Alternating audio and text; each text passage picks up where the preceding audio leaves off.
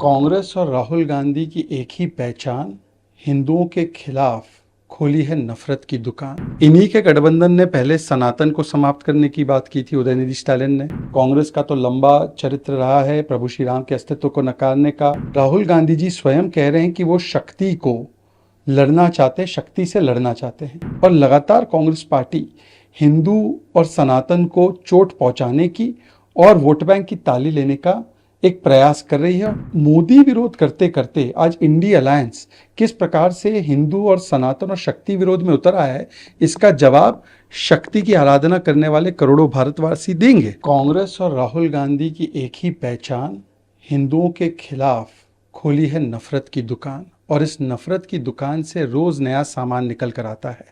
कल जो सामान शिवाजी मैदान में, वो भी उद्धव ठाकरे जी के सामने निकला है, वो तो उनके चरित्र का हिस्सा है, उनके डीएनए का हिस्सा है।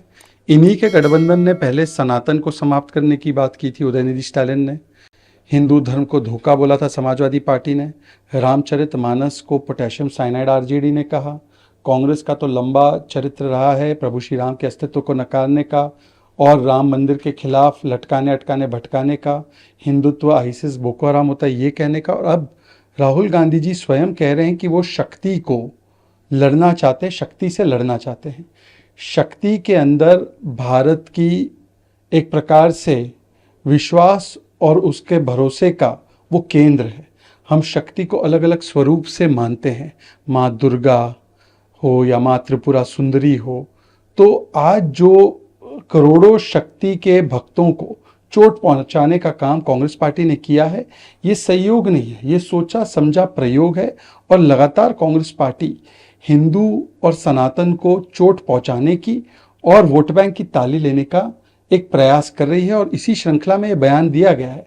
इसीलिए भारत जोड़ो यात्रा जब शुरू हुई तब भी जॉर्ज पोनैया नाम के पैस्टर ने कहा था कि शक्ति ये असली भगवान का स्वरूप नहीं है, और राहुल गांधी ने सहमति जताई थी। और आज शक्ति से लड़ने की बात राहुल गांधी करते हैं। इन्हीं के साथ ही ये राजा कहते हैं कि मैं प्रभु राम का दुश्मन हूं।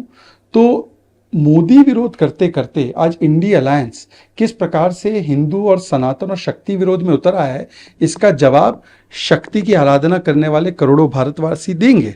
पर मैं सवाल पूछना चाहता हूं उद्धव ठाकरे जी से कि कैसे वो मंच से उतर नहीं गए ऐसी बातें सुनकर। मैं पूछना चाहूंगा ममता दीदी से कि माँ दुर्गा भी तो शक्ति का स्वरूप है, क्या वो इस प्रकार की बातों को स्वीकारती हैं? उनके ऊपर भी सवाल पैदा होता है।